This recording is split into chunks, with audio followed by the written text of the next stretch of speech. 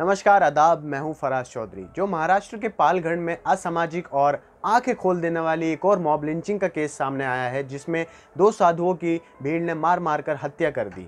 उसके पीछे की पूरी कहानी आपको समझनी बहुत ज़रूरी है, और क्यों और कौन लोग हैं जो अभी भी नफरत फैलाने से बाज नहीं आ रहे हैं। तो शुरू करते हैं नाम से। जो तीन लोग थे जिनमें स्वामी कल्पवृक्ष गिरी थे, दूसरे स्वामी सुशील गिरी और तीसरे ड्राइवर नीलेश तेलगढ़े। ये तीनों लोग मुंबई के कांदीवाली से निकलते हैं गुजरात के लिए। अब ये लोग गुजरात क्यों जा रहे थे? क्योंकि इन दोनों स्वामी के जो गुरु थे उनकी मृत्यु हो गई थी, माफ़ कीजिएगा, हार्ट अटैक के कारण। तो स्वामियों में ये रीत होती है, जब गुरु की मृत्यु हो जाती है तो सारे शिष्य जाकर अंतिम संस्कार में शामिल होते हैं। तो ये लोग गुजरात के लिए निकलते हैं, पर दादर नागर हवेली पर इन्हें रोक लिया जाता है बॉर्डर पर, और ऑफिशियल्स कहते हैं कि आप लोग आगे नहीं जा सकता, आप यहीं से वापस हो जाइए। तो वापसी में पालगढ़ के पास एक गांव है गाट चिंचले, जहां इन तीनों लोगों को रोक लिया जाता है। गांव वालों को शक होता है कि ये चोर हैं, तो इनके ऊपर हमला बोल दिया जाता है और इनकी मार मार कर हत्या कर दी जाती है। अब सबसे बड़ी बात तो यह है कि आसपास पुलिस भी खड़ी होती है, पर पुलिस सिर्फ तमाशा देख रही होती है। ये ऐसे वक्त पर पुलिस पर बहुत बड़ा एक कलंक, कहूँगा मैं कि कलंक लग चुका है कि दो लोगों को इतनी बुरी तरह बेरहमी से मार दिया जाता है और पुलिस खड़ी होकर सिर्फ तमाशे देखती है। वो भी ऐसे वक्त पर जब पुलिस का इतना अहम रोल है, पुलिस इतनी अहम भूमिका निभा रही है।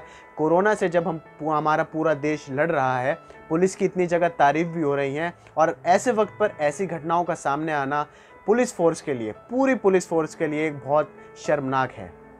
आगे बढ़ते हैं तो महाराष्ट्र सरकार ने अब तक इस मामले में क्या कहा है। महाराष्ट्र सरकार का कहना है कि अब तक 2 पुलिस कर्मचारियों को सस्पेंड कर दिया गया है और करीब 100 लोगों की गिरफ्तारी भी की गई है, जिसमें 5 लोगों को मेन सस्पेक्ट माना गया है, मतलब मुख्य अपराधी माना गया है। पर इसमें भी कुछ लोगों ने अपनी अलग अलग तरह की राय पेश करी है, जिसमें कुछ लोगों का कहना था कि ये लेफ्टिस्ट का काम है, कुछ लोगों ने कहा ये कम्युनिस्ट के लोगों ने किया है, कुछ लोगों ने सीधा मुसलमानों पे निशाना डाल दिया, और किसी ने सीधी धमकी दे डाली कि अगर हमें 2 हफ्तों में जवाब नहीं मिला तो हम अपने सारे स्वामी साधुओं को महाराष्ट्र सरकार के खिलाफ एकत्रित कर देंगे, उन्हें मोबिलाइज कर देंगे। और सबसे मेन बात ये थी कि एक फ़ोटो भी वायरल हुआ जिसमें क्रिश्चियंस पर भी इल्ज़ाम लगा दिया गया कि क्रिश्चियंस लोगों ने इन साधुओं को मारा है। बेशक ये एक दुखद और असामाजिक घटना है। जब 3 लोग कहीं जा रहे थे और ऑफिशियल्स के कहने पर वापस भी हो गए, तो इस भीड़ को हक किसने दिया उन्हें मारने का? इस भीड़ को इतनी हिम्मत कहाँ से मिलती है? ये भी मैं आपको आगे बताऊंगा कि इस भीड़ को हिम्मत मिलती कहाँ से है। पर अभी जो मेन बात है, जो लोग अभी भी, जिनके लिए पैसा ही सब कुछ है, 2 लोगों की जान चली गई है, वो कोई मतलब नहीं रखता, उनका एजेंडा ही उनके लिए सब कुछ है, जो अभी भी इस मुद्दे को किसी तरह मोड़ तरोड़ के हिंदू मुसलमान बनाना चाहते हैं। और जबकि महाराष्ट्र के मुख्यमंत्री उद्धव ठाकरे ने खुद बोला है कि इसमें कुछ भी कम्युनल नहीं है, इस घटना में कुछ भी सांप्रदायिक नहीं है, इसमें हिंदू मुसलमान का कोई मतलब नहीं है। अब ये पहले शख्स अर्नब गोस्वामी, रिपब्लिक टीवी के हेड हैं, इन्होंने इस घटना पर क्या बोला। Let me ask you, my dear viewers, if this happened in a state run by the BJP, and if instead of Hindus, the ones who had been lynched, let me be very direct about it, if they had been from any minority community, then would Nasiruddin Shah, Aparna Sen and Anurag Kashyap and all those lots and award wapsi gang, would they have gone berserk today?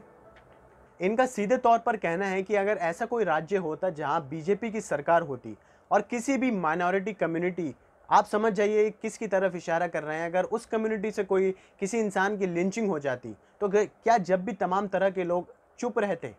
ऐसे वक्त पर ऐसा जो बयान है वो आपको क्या दर्शाता है, आपके दिमाग में क्या लाता है? और इस घटना के चलते तो इन साहब ने एडिटर गिल्ड से भी इस्तीफा दे दिया है, वो भी लाइव टीवी पर।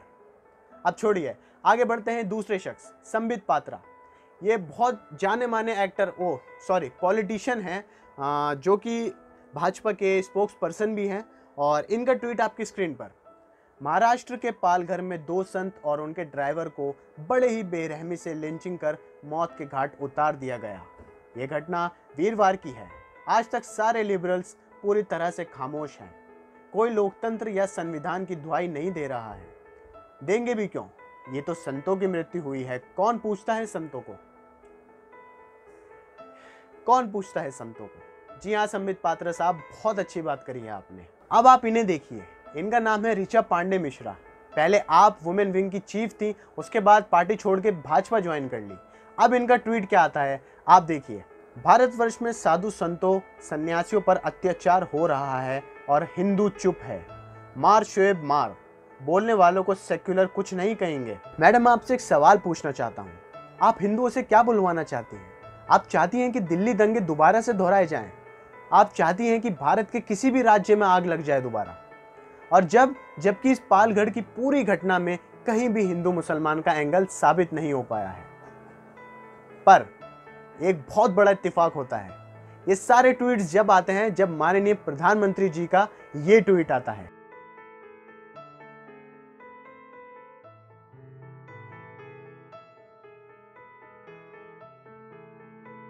माननीय प्रधानमंत्री जी का साफ कहना था कि कोरोना वायरस हमला करने से पहले किसी का धर्म, जात, रंग कुछ नहीं पूछता, सिर्फ हमला कर देता है और हमारी एकता और भाईचारा हमेशा कायम रहेगा। हम इसमें साथ हैं। अब आप देखिए, एक तरफ माननीय प्रधानमंत्री जी ये ट्वीट कर रहे हैं और दूसरी तरफ उनके जो पार्टी के नेता हैं वो लोग क्या ट्वीट कर रहे हैं। मुझे लगता है माननीय प्रधानमंत्री जी को एक और ट्वीट करना चाहिए जिसमें वो अपने सारे एमपीज, एमएलएज और नेताओं को ये कहें कि आप लोग भड़काऊ भाषण ना दें। अब बात आती है कि किन खबरों पर यकीन किया जाए या किन लोगों की बातों पर यकीन किया जाए। आपकी स्क्रीन पर ये शख्स है, नाम है राजदीप सरदेसाई साहब, एक बहुत जाने माने पत्रकार हैं। इन्होंने इस घटना पर क्या ट्वीट किया आपकी स्क्रीन पर। When Hindu Muslim did not work, now attempts being made to turn horrific Palghar lynching into left versus right. The local MLA is CPIM and the village where incident took place has a BJP sarpanch. So stop playing ugly politics with a crime and deliver justice to sadhus. अब आगे इस शख्स को देखिए, प्रतीक सिन्हा नाम है। Alt अब आते हैं दूसरे शख्स, प्रतीक सिन्हा ऑल्ट न्यूज के को फाउंडर हैं। इन्होंने इस घटना पर क्या ट्वीट किया आपकी स्क्रीन पर। The Palghar lynching has been falsely communalized by social media users including Suresh Chhawanke and Ashok Pandit. The police have confirmed to Alt News that the victims and accused hail from the same community. इन्होंने सीधे तौर पर कहा कि इस घटना में कुछ भी हिंदू मुस्लिम जैसा है ही नहीं। जो कुछ लोगों ने, सुरेश छावन के जैसे लोगों ने इसे हिंदू मुसलमान बनाने की कोशिश की है वो गलत है। पुलिस ने भी ये कंफर्म कर दिया है कि इसमें सांप्रदायिक मामला कुछ भी नहीं है। अब बात है कि इस भीड़ को हिम्मत कहाँ से मिलती है।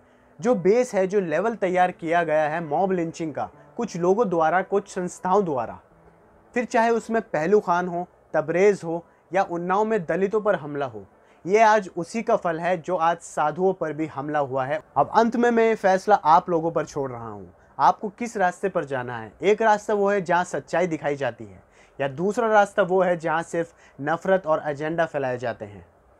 बेशक इन साधुओं के हत्यारों को सज़ा मिलनी चाहिए और जल्दी से जल्दी मिलनी चाहिए, पर साथ में देश में एकता और भाईचारा भी कायम रहना चाहिए।